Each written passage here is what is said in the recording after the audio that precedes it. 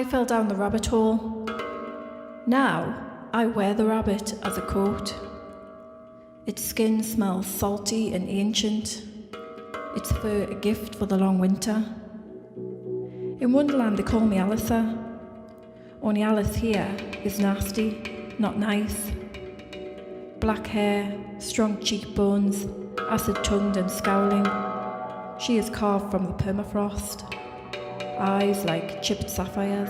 She's got the whole multimedia experience going on. And it's taking it to another level. So like, you know, we've got different musicians coming in, giving it a different... It's just esoteric, isn't it? It's just a different vibe. It's more international. I see you're really getting the Russian flavour coming through. Do you know what I'm saying? I mean, it's multi-layered. So I've seen her twice now. So I know she's got a little tour coming up. So if I catch her again, you know, it's going to be developed even more. Who knows? It could be big. You know what I'm saying? I mean, because it's going down well here. You know, so I can imagine that other places are going to be really receptive to it. I mean, the whole concept, you know, Alice in Wonderland, but not the way you expect it, not the way you know it, not the way you think it's going to be. It was amazing. I've got a book and I've read her book so many times. It's very intense. That's the only word I can say. And yeah, very gritty. I thought that the combination of Julie's words and the three musicians, what happened was because I was trying to focus on her words, but the musicians were distracting me from focusing on what she was saying, that it ended up being kind of a hypnotic music. So yeah, it was amazing. That was really good. I thought, how did they do that with the, you know, the card sequence and things like that? No, excellent. I find it quite inspiring and moving, and the element of all the local history and content, and it makes me quite proud to be a Teessider. It was so creative. I mean, it was just, the whole evening's an explosion of creativity. It's brilliant. I think it's quite hard to get right. It's hard to do, but the artists are so good, and the musicians especially are so used to complimenting the poetry, the spoken word, that it really works. I thought it was great. It was really atmospheric. I loved it. Fantabulous. Really well. Very, very well. It created the atmosphere. It was really good. A new take on Alice in Wonderland. Выпей меня. Drink me on the vodka bottle. The drink makes you stronger and healthier, or shrinks and blinds you, depending on the brand. In Wonderland, cats don't grin, and the caterpillar is a sick worm, sending tasty smoke rings dancing round karaoke bars that never sleep. Ешь меня, eat me. I eat Soviet donuts in Grandma's kitchen.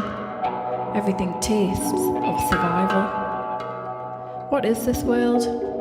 Vertical villages hide Soviet complacency, mixed with Slavic pride.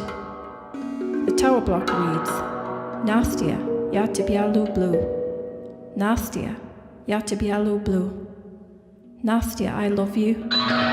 Each floor a different letter. How did he do it? Scale the side of the block on a rope. And why? Had Nastia died? Maybe a fight? Did Nastia feel the same?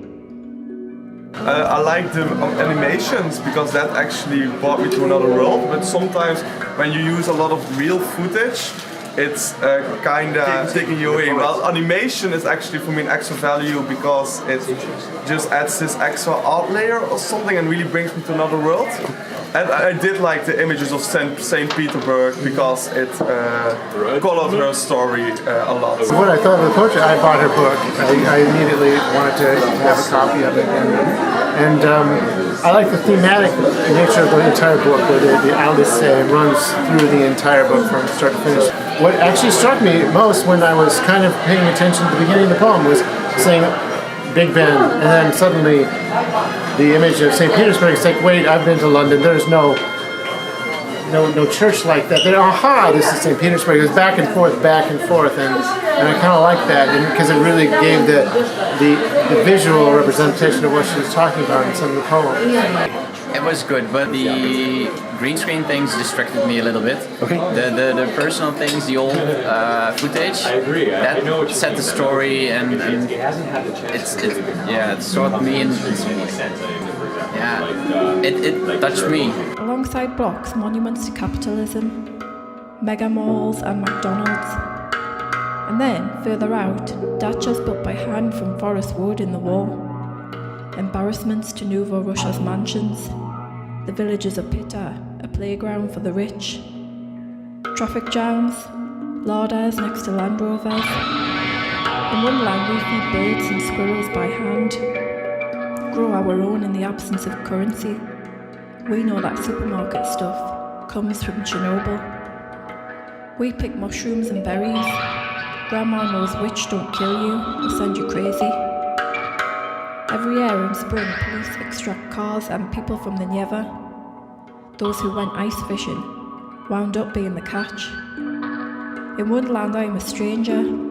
I drink tea from china cups, in tiny apartments shared by big families without choices. In Winterland, snowflakes are innocence, dust and dirt, homeless and limbless, vanish in the snow. It washes away the past, and changing it rests. Canals freeze over, the long winter grips. In Winterland there's no evil queen, but years of evil kings, deformed fetuses pickled in vodka, line palace walls, whispers of an evil that never sleeps.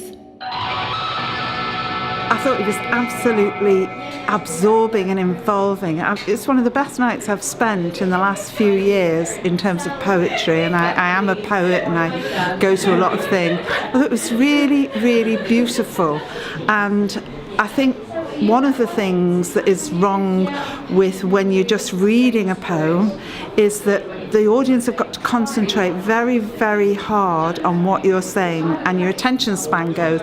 But the film somehow relaxed you so you could go back to the words. There weren't too many words, there weren't too many images. It was really brilliant, absolutely. Loved it. I found the confluence of specular imagery and the oral aspects of the spoken word and the diegetic soundtrack was a concierge of poesy itself. I thought it was great. It gave me something to look at. I thought that the skulls looked a little bit like something you saw on Nightmare. Don't know if you saw Nightmare in the 1990s. It gave you something to sort of focus on, why the words sort of went over like music, and it sort of gave you somewhere to go with it. So yeah, it was awesome. I thought it worked really, really well. I thought she captured the essence of Russia very, very well as a traveller in a foreign country, and then relating it back to her own experiences. I thought that the combination of film and spoken word was very, I thought it was very powerful. Well, I think the whole thing come together as one, you know, with the film and the poetry.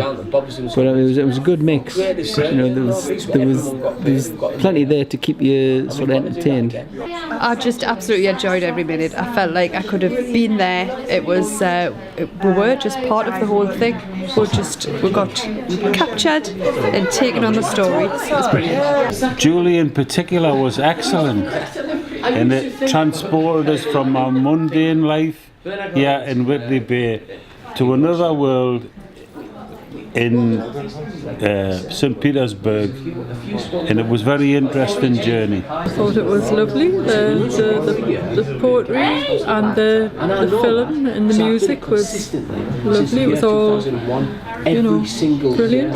It was really interesting to see you know, where the poems ended up, because I saw them when they first begun and when Julie was first writing them, and it was a really interesting experience for me to watch the finished product, to spot the things that stayed in and to see the things that were edited out. And the visuals and everything were like really interesting, you know, I think the mishmash of old-fashioned pictures and kind of more new images. Yeah, it was really interesting. I mean, it's great to support an independent cinema. I think that's always got a really special vibe to it, and being a part of a mix of different poets, all with their own different style as well, and you know, I think it's one of those lovely moments when you see that like there's many different kinds of ways of making poetry, and actually they can all coexist together. I mean, from watching Harry and Andy and then Julie, and you see that all of them are very, very different, but they all have their own voice and their own way of going about making poetry, and that's the kind of thing I want out of a poetry night, really, that kind of variety. And yeah, I feel like I really brought that. Well, what I liked that you did was that the images that were chosen weren't too obvious for what was being said at that time. I think there's always a danger when you put in images to poetry of kind of being like, you know, you're talking about a bird and a bird comes up on the screen or whatever, and it was lovely in the way that sometimes it complemented and sometimes it contrasted what was being said in a really interesting way. Hi there, my name is Dan Ellis. I'm the venue director here at Jam Jar Cinema. We are a community-owned cinema that's been screening traditionally mainstream releases for the last 5 years. For us, this has been a really exciting opportunity to dip our toe in the water with artists working in the moving image. For us, we think it's a real growth area and really important to take it out into regional locations. I think this sort of work's really important to tour to outside key cities, and actually that there's a huge potential for venues like ourselves, independents, to get on board and back this sort of work.